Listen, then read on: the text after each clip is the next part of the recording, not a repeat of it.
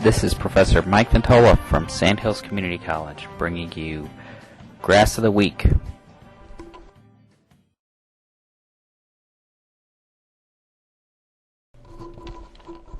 Here we go, Grass of the Week number 10. Probably my favorite of the warm season grasses, Zoysia Grass. There's basically 3 different types of Zoysia grasses that we're going to talk about, so don't worry about this 9. Here, Zoysia japonica is probably the most common, but we have hybrids, so for most of our class purposes we're just going to lump them together. Unlike the Bermuda grasses, they can easily be confused with the Bermuda grasses, but they have a rolled vernation. One of the things when I was at Michigan State, I used to think B comes before Z in the alphabet, and F comes before R in the alphabet, so Zoysia went with rolled. That was what I used, and then when I came down to North Carolina, the book that you have says Bermuda grass can be either rolled or folded, which is kind of the case, but Zoysia grass is going to be much more rolled. It is the slowest growing of the warm season grasses we use for turf, but it's very, very dense. It has both rhizomes and stolons, and you can see here pretty aggressive stolons and rhizomes, and then this very tip, this right here, this is the George Thompson ID feature. If you take the tip of a rhizome or a stolon, it's going to be very pointy, very unlike the Bermuda grass. It's going to be much softer, so it's very, very stiff. This is the stiffest grass. It has a hairy blade, and you can see it really is stiff and dense, and that's probably why it's such a great lawn grass, is because the density allows turf managers to avoid weed problems, and weed problems are, as we know, one of the huge problems in the southeast. So as Zoysia grasses improve, I think they're going to be your best choice. I always recommend Zoysia grasses to anybody that asks me what lawn grass they should have. That works well in 2 ways. One is it's very expensive, so most people aren't willing to spend that extra money for the sod, which until recently you had to sod this grass. And then if they chose to do that, they would choose not to do it, so I wouldn't have to advise them on their lawn. And if they did choose to put Zoysia grass in, it usually serves them pretty well. It doesn't require as much water as Bermuda grass, doesn't require as much mowing as Bermuda grass, gives you a pretty quality lawn, and requires much less weed control. It has the best cold tolerance of all the warm season grasses, and we can see Zoysia grass even as far north as Upper Michigan. It was a funny recommendation that Trey Rogers, my advisor at Michigan State, who now is called the Lawn Geek, he has a book on that, but he was advising people that had summer homes in northern Michigan to use Zoysia grass. And the grad students were like, what? What's he talking about? But it made a little bit of sense, because they're not going to be able to mow their lawns year-round. They only want it to look nice maybe in June and July.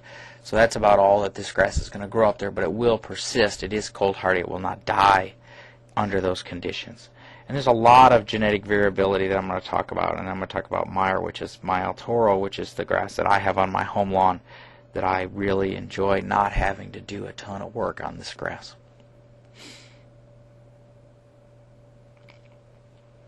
Our guest on this Grass of the Week is going to be David Stone. David is the superintendent at the Honors Course, which is a Pete Dye golf course in Chattanooga, Tennessee. And one of the neat things about David's course, it has Zoysia grass fairways, and David's going to talk about that. So Zoysia grass in this wonderful parkland setting with trees and birds, and David is one of my favorite superintendents, and hopefully he'll spread some wisdom for you on Zoysia grass.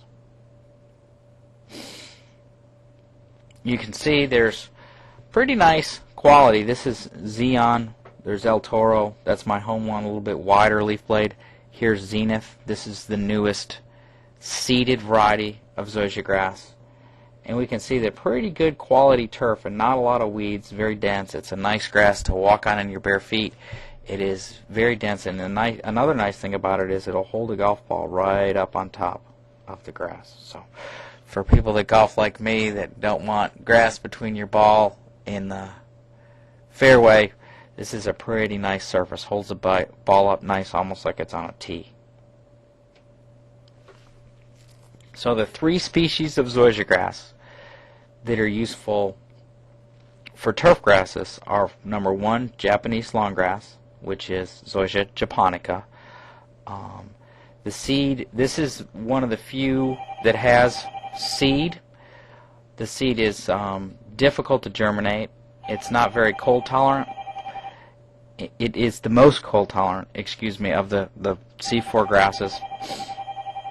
But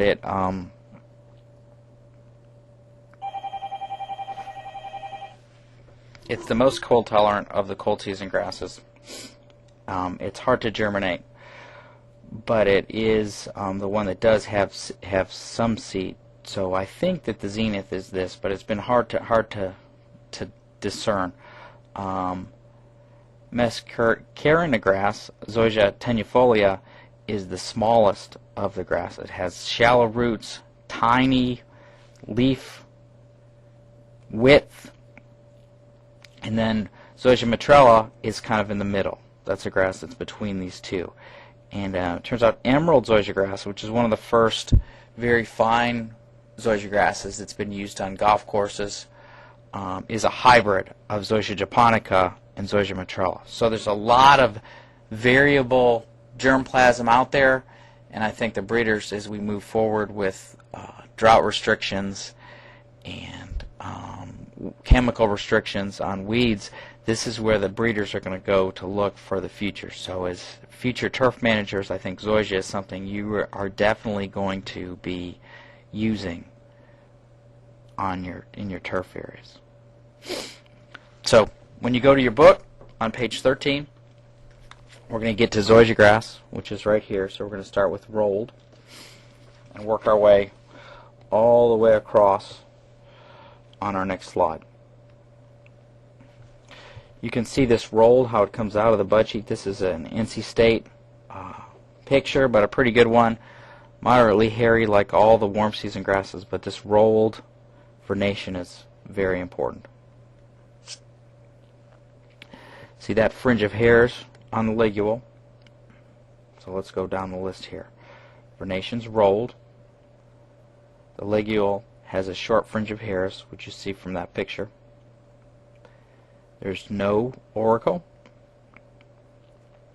Growth habit is both stolons and rhizomes, so this is similar to Bermuda grass. So that's not going to be the way you tell it, but you can probably tell from feeling it. The sheath is split and rounded. You can see that right here, split and rounded. The collar is continuous with a stiff of hair, so that's around the back here. We would find the collar and make sure you get a good look at that. And then the blade is sharp, pointed, and stiff. So that's going to be your main identifying feature. That and the end of the stolon and rhizome is going to be very pointy and sharp. So if you poke that into your hand, it's going to hurt just a little bit, and that's a great ID feature.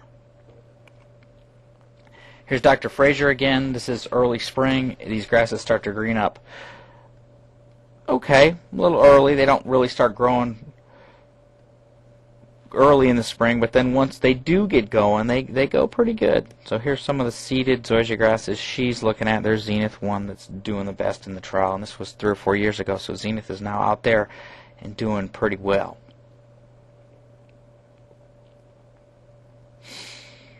This is one of my one of the most interesting golf courses around. This is in Charleston. This is Bulls Bay, and this where they're building the clubhouse up here. This is a man-made hill. So, and it's the highest point in the county. This is in Charleston, right on the ocean.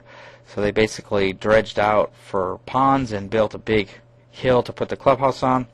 And you can see that's caused some problems. We've got some erosion there, and that's getting fixed. But I have this picture in here because the first cut of rough and all around the bunkers is Zoysia grass on this golf course. Bermuda grass greens, Bermuda grass collars, and Bermuda grass fairways.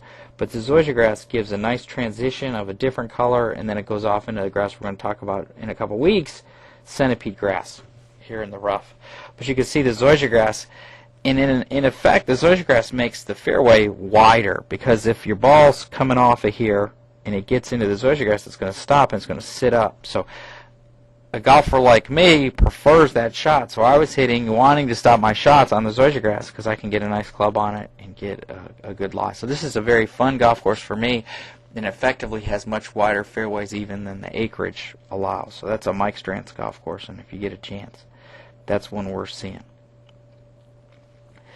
Here is as far north as Asheville. This is Asheville Country Club, and this is a par 3 golf hole they have there where they tested Zoysia grass on the front.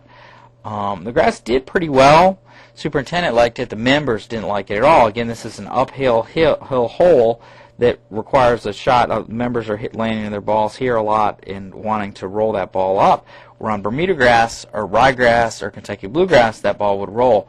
Well, Zoysia grass is one of the densest grasses we've got, and that did not happen. So that was a big problem. So they eventually had to take it out because the members weren't getting the roll that they liked. So I've heard quotes like, at Country Club in North Carolina, they use Zoysia grass around the bunkers, and the members said, well, that Zoysia grass, it's throwing my ball back in the bunker. So I think that would be something to see, is the grass coming up and grabbing the ball. But I think what they were saying is the ball doesn't bounce and roll out. It grabs the ball. It's more like Velcro and stops the ball here on the edge, and it'll actually sit up in that or come back down in the bunker if there's a steep slope. So Zoysia grass has its place, but it doesn't belong in every place. Another, this is East Lake Country Club in Atlanta. You can see the Atlanta buildings back here. This is Zoysia grass fairways, and I think that color is quite a bit different than Bermuda grass. This is Zoysia in both places, but it's a little bit more golden color, and a lot of the Japanese really like that. But you can see it's a very clean look, and it keeps weeds out in the winter. And some courses have even gone to where they just paint this, and it's a nice surface. I prefer it to dormant Bermuda grass, but again, I like my ball to sit up. The Bermuda grass seems to lose its strength by the end of the winter when we get lots of play. So I really like it as a fairway grass, and a lot of golf courses are going to that. Here's the bunkers, a pretty nice clean edge. This is high maintenance expense, but we can cut down on the expense because this grows laterally slower than Bermuda grass. If we were to have Bermuda grass on that end, this edge would probably not be as clean without much more work. So there's Mike, our student who's off there at East Lake working the tournaments there.